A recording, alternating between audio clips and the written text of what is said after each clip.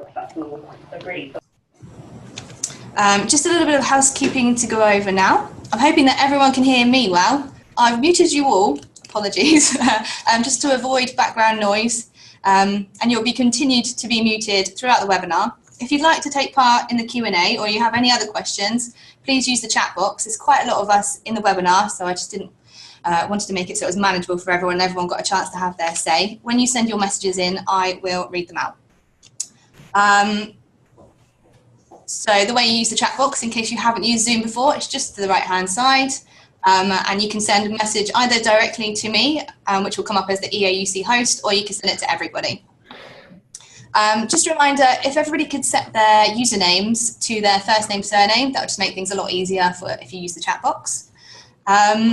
If you're having any technical issues at all throughout this webinar, please let me know either. You can send me a message on the chat box directly, or you can email our info@eauc.org.uk email box, and we'll get back to you and try and help you as quickly as possible. The recording of the first half of this webinar will be uploaded as a resource later on today. Please feel free to share this resource with any of your colleagues or fellow EAUC members. That's all from me for now. Thanks again for registering, and I will pass you over to our CEO, Ian Patton. Thanks very much, Rosie.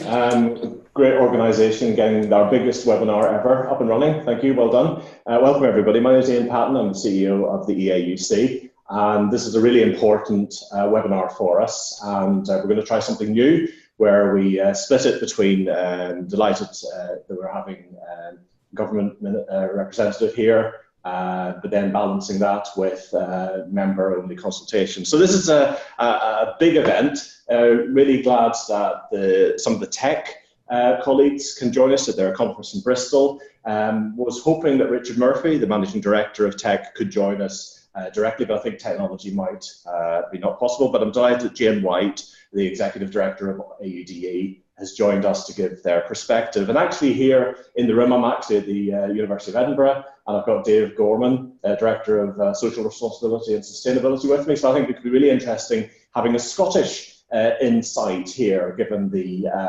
mandatory reporting that is done here. And I'm really pleased that we've got colleagues from Northern Ireland, Wales, as well as Scotland here, bringing their insight. We very much celebrate this call for evidence, this opportunity to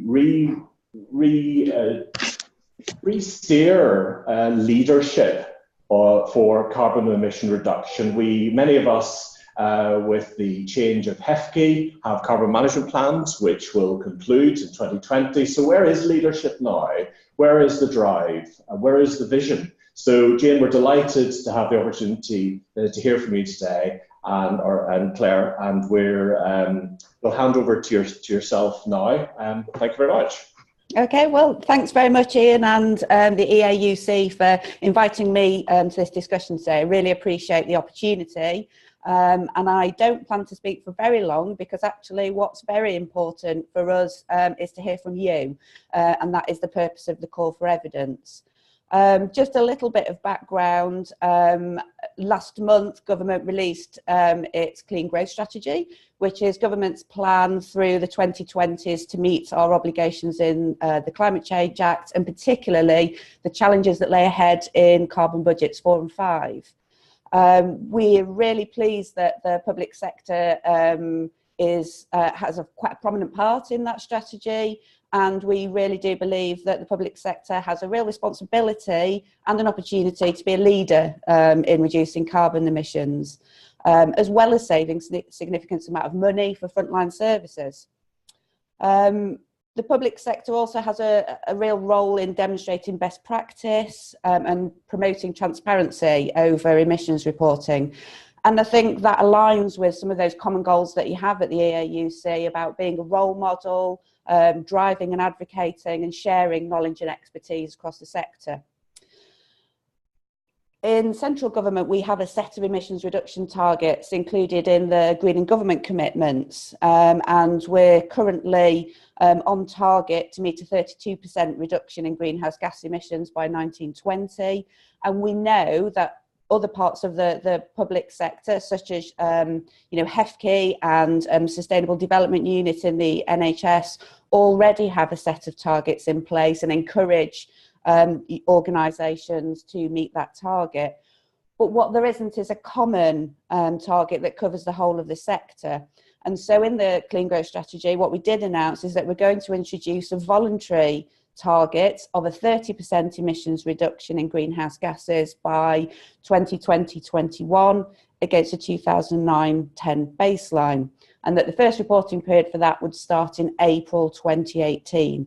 So we'll come back to that shortly, because lots of that statement is up for discussion, which is why the call for evidence is currently out. We see the purpose of the target being a backstop and really giving us the opportunity to pilot some systems and prepare for the next round of targets. So it is a very short reporting period of 2 years, but we're kind of seeing this as a pilot phase, if you like, to understand more about which organisations are able to take up a target, are willing to, find out more about what carbon reporting is already taking place across the sectors, and try and spur on those organisations that maybe aren't working towards a target currently.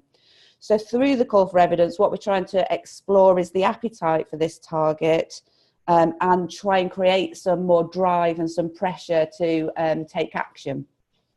So the structure of the consultation that's out at the moment, while the focus of it is on the voluntary sector, on the voluntary target, we're also looking a bit broader at other barriers to energy efficiency across the sector, looking at barriers and opportunities that exist in capital finance support.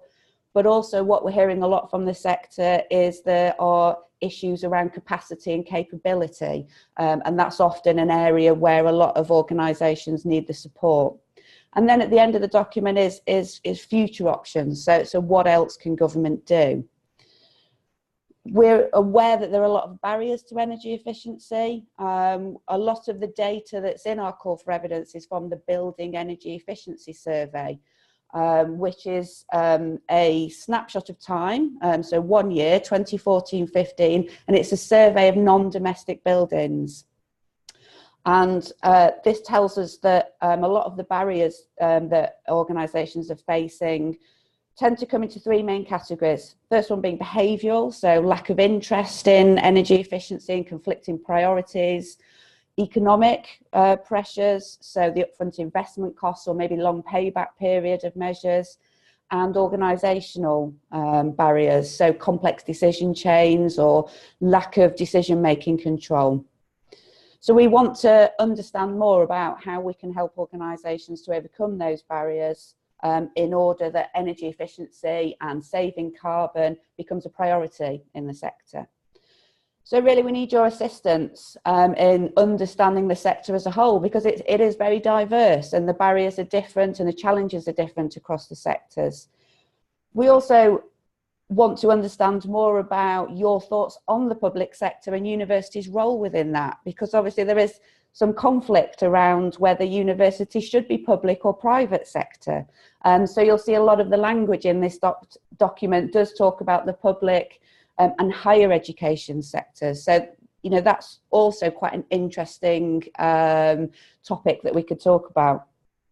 So really we need your help to understand those barriers, refine the scope of a target, think about a proportionate reporting mechanism that fits in place with current reporting mechanisms, ensure that it's proportionate, and also look at different ways of incentivising take-up. Because at the moment this is a voluntary target, depending on what happens in these next 2 years and what information and what data we get back and what kind of uptake, we may have to look at them moving towards mandatory targets, or if it works really well as a voluntary target, then maybe we'll start to extend those post 2020. And then just the broader question is, what else can government do to support the sector to reduce emissions? That's really all I had to say, because, as I said, what it's really important for government to hear about is what are your thoughts, what are your suggestions, your comments and your views, not only on the target and a reporting framework, but more broadly, how we can really support and drive that leadership. So I'm happy to take any questions or comments.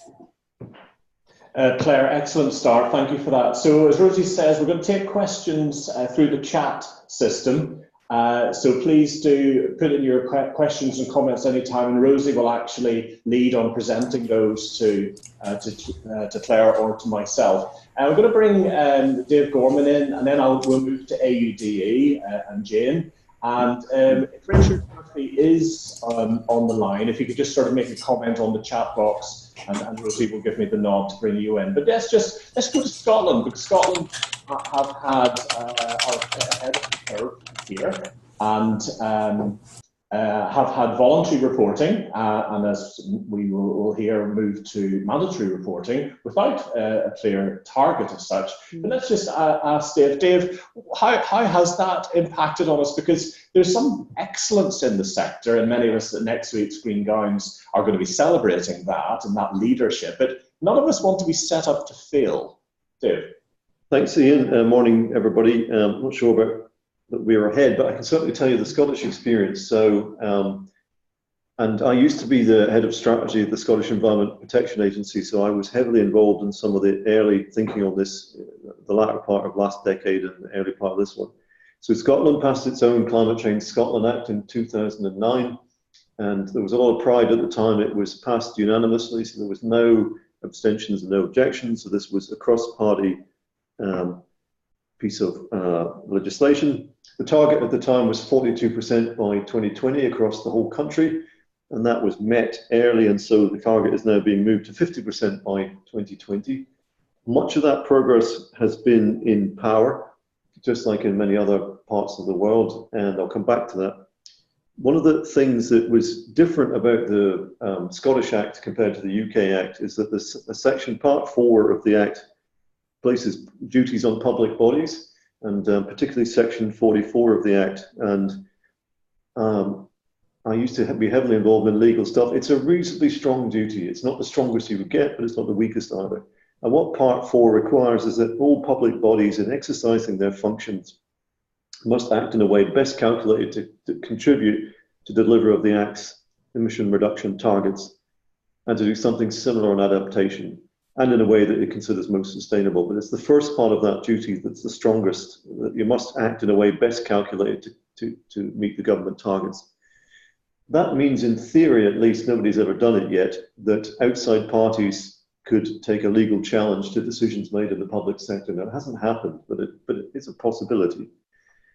The way in which that then unfolded is that I was on a rather pedestrian working group in 2010 that put out some guidance on a voluntary basis about what might happen. And I said to them at the time, you need to make this mandatory, you need to build capacity, because what otherwise is going to happen is one of the audit bodies is going to audit you 3 or 4 years later to find that not very much has happened. And so we're now at the stage that that did indeed happen, and that in 2014-15 the government woke up to the idea they need to make this mandatory. And one of the reasons we need to do that was to build capacity. So Scottish experience is that the voluntary framework was useful, but didn't drive that much action. And ever since we have had to move to mandatory reporting, that has driven stronger action. And very quickly, it gives you a compliance internal driver if you need one. It gives you a bit more emphasis on quality and comparability and data quality and so on. So it's uncovered all kinds of issues. It gives you some mutual learning, but we don't have a sector-specific target.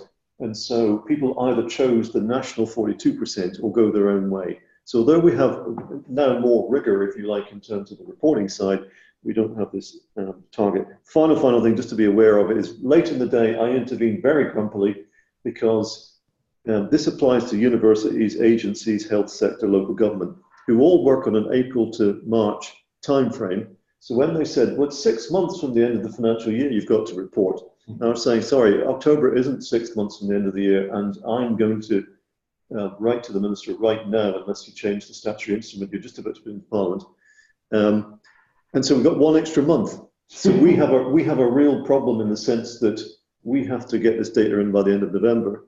which to everybody else in the public sector is ages, but for us is a real challenge. So I think if you're going to do this, you need to be aware of that point as well. Excellent, Dave. Good. Okay, we'll bring you in again if you want to later.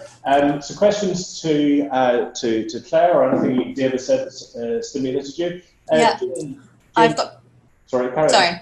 Did you want to go to Jane now, or would you like a couple of questions from the chat box? Far ahead, yeah, far ahead. Okay, so we've got one from Dan Fernbank here. He says, we have already delivered a 42% reduction in scope 1 and 2 emissions against this baseline, so the proposed target could potentially actively discourage further progress, particularly if there is a concern that doing too much too early may be penalised later on. I would favour a sector-wide target with a contract and converge type approach of making individual institutional commitments.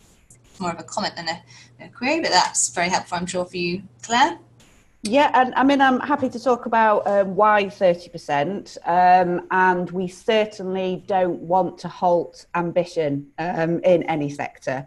But I think trying to have a broad brush approach to the sector means that we've got to have a target that's also achievable. And some sectors will find that target more difficult than others.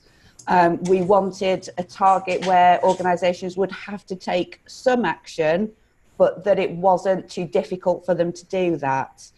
So it was trying to have a credible target and an achievable target, and saying this is a target to aim for, but please, if you do want to exceed that, we would encourage that.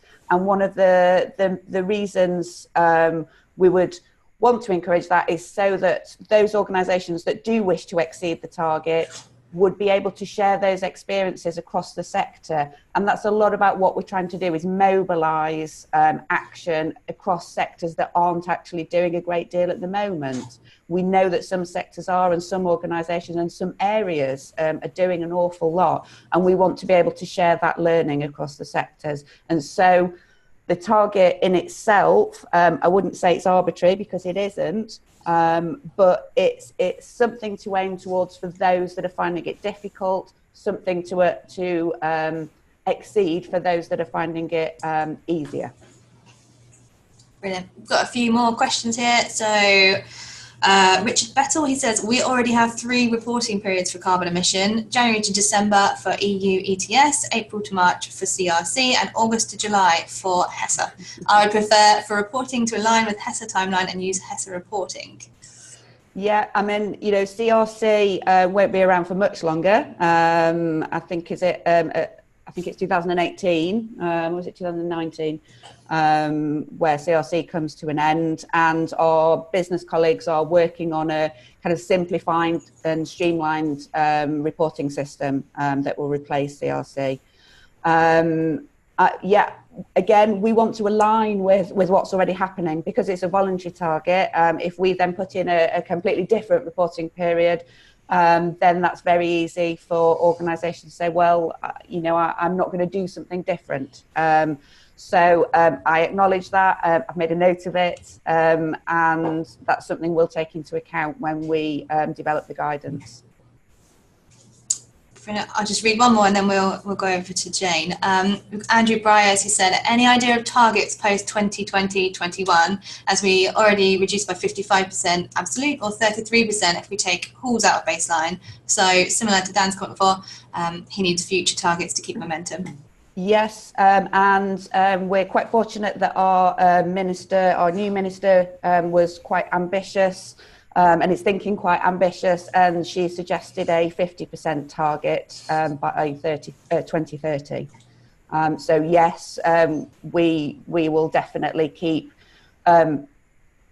increasing the targets, making sure that they are ambitious, and likewise we're doing the same thing in central government, because we're on track to meet our 32% target, and we're actually on track to exceed it. So we're looking about extending and creating that leadership from government to say, well, we're able to meet these voluntary targets. We're setting more credible and we're setting more ambitious targets for central government, and so we'd like the public sector to come along with us.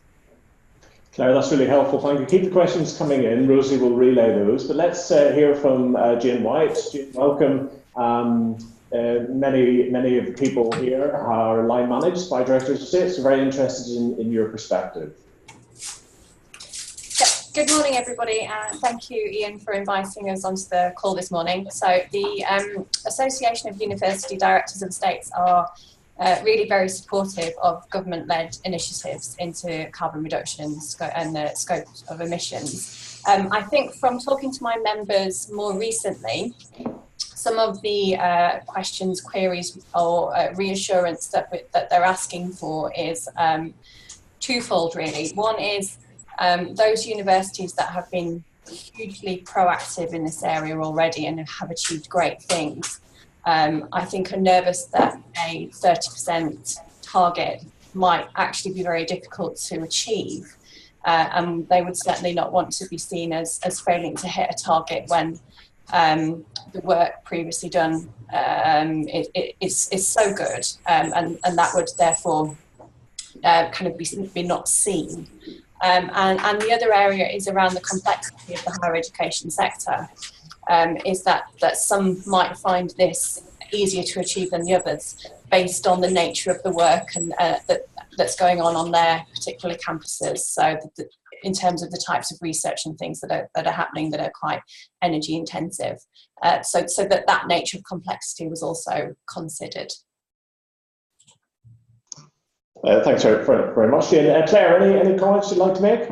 Yeah, I think the issue of how we then actually publish any data that's sent to us is interesting, because what we don't want to do, like you say, is set people up to fail and publish maybe something like a league table, and naming and shaming I don't think really helps anybody, because why would you take up a voluntary target if you thought you couldn't meet it and then that would be publicised? So actually we're interested in kind of the things that you're doing, like the Green Gown Awards, as maybe that would be a way to incentivise involvement and to encourage and mobilise those organisations that are finding it more difficult to be able to look at what other organisations within their sector have done, how they may have achieved the target, and sharing that experience and information. So I totally agree that it becomes a very complex landscape for lots of individual organisations, and so we have to find those ways to incentivise and support those, and that often comes from that interaction between peers and sectors. So that's something we really want to encourage, and we think that could be a really good way of tapping into the knowledge and the information that is out there already. Jane, would you like to come back? I think that's very, very reassuring. Great, thank you. Rosie, Richard Murphy, is he with us? We're just going to do a little trial, and we've got a few phone-ins, so I'm just going to unmute everybody that's on a telephone. So if you're Richard, You are unmuted. please just shout out. Richard, are you there?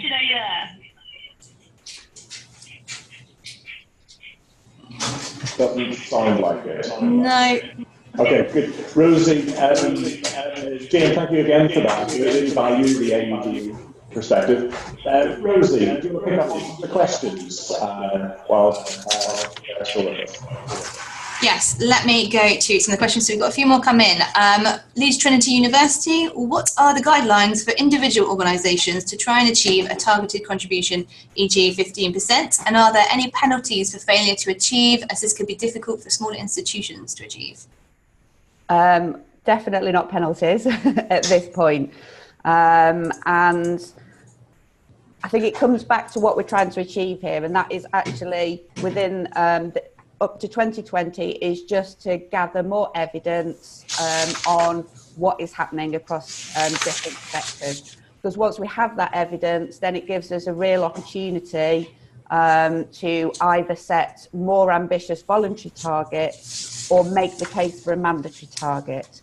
So there definitely wouldn't be any penalties. As far as guidelines are concerned, again, we will do our best to base it on the type of guidelines that organisations are already using. So whether that's DEFRA reporting guidelines, we're not going to reinvent the wheel because, again, we want to align with what's already happening. Brilliant. So we've got another question here from N. Smith. We have the FHE target. Claire, do you know what the Office for Students' thoughts are on this consultation? Unfortunately not, no, at this point. But it's certainly a stakeholder that we want to engage with. And I think it will be interesting to see how the FHE target does transfer over to the Office for Students. But it's something we'll certainly pursue internally. If I could just add, Rosie, if the target does even transfer across, that would not be a given. So I think we need to be looking at other drivers and leadership here rather than the traditional one. Sorry, back to you, Rosie. I've got a few more questions here. So another one from Andrew. Will these be absolute targets, and are they based on scope 1 and 2 or include scope 3, which at the moment doesn't have the best method of working out? This is a question that we're asking in the consultation document. We assume that many organisations are already reporting on scope 1 and 2. So our suggestion is that it is based on scope 1 and 2 and scope 3 where possible. But again, that's a question that we're asking. So we'd really appreciate your thoughts on scope. Brilliant. Another one here from Dan. Do you see a risk that setting such a short-term target will create a very short-termist approach at the expense of longer-term planning? Yeah, I appreciate it's a really short reporting period of 2 years, but again, it was about just trying to get something in place so that we're able to gather that evidence, and that's what we're doing with this short-term target. And there will be longer-term targets, so post-2020, we'll probably be looking at a 2030 target, so a 10-year target. And as I said, we're asking that question in the consultation about what that next target should be, whether it should be a voluntary target of around maybe kind of 50% or more, or whether we should be actually moving to a mandatory target. I've actually just got a hand up from Catherine Middleton. I'm just going to unmute you, Catherine, so it looks like you might have something to say. Catherine? Hi, yeah, sorry, hello? Hi. Hi, sorry, I'm having some technical difficulties. I'm just calling on behalf of the further education sector. Looking at, obviously, we've made very good target reductions ourselves, so the 30% target set, voluntary target set by central government would not really affect us so much.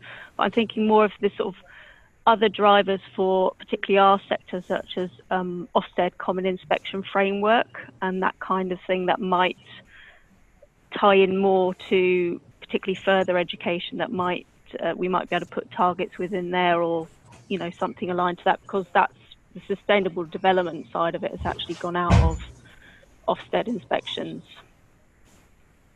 Yeah, that's really useful to hear for us.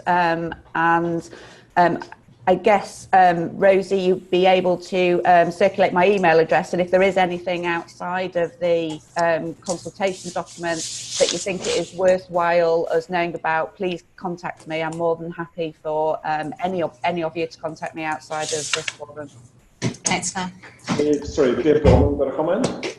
It's just on this targets business. So we have a commitment to be carbon neutral by 2040, and we're in this odd position that actually we're more radical in the long term than we are in the short term. So in the short term, we're still tackling growth. But what we've discovered in the process of trying to think through now how we're going to become carbon neutral, then two things. One is that we're taking a very deliberately whole institutional approach. We're taking a whole institutional approach means we're engaging with our academics to say, well, come on then, if we're going to be carbon neutral properly by 2040, we need to think differently. We're also realizing that even 2040 isn't that far away, and that we need to start thinking now about CHP and other replacement and solutions for heat.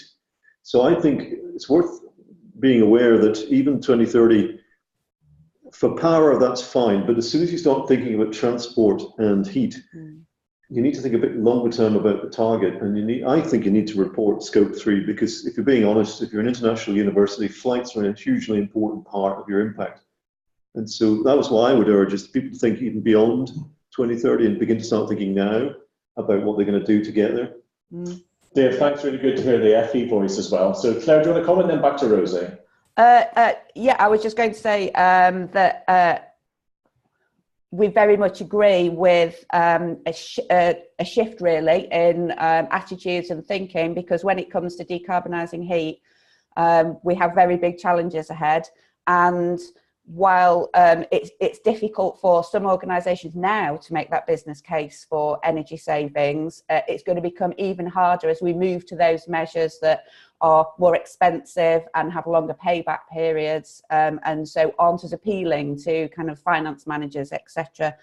So I think we're very well aware that we have got some real challenges ahead, and I just totally support your thoughts that we have to start taking action on that now. And kind of moving away from those quick wins in energy efficiency and thinking about those longer term decarbonisation plans.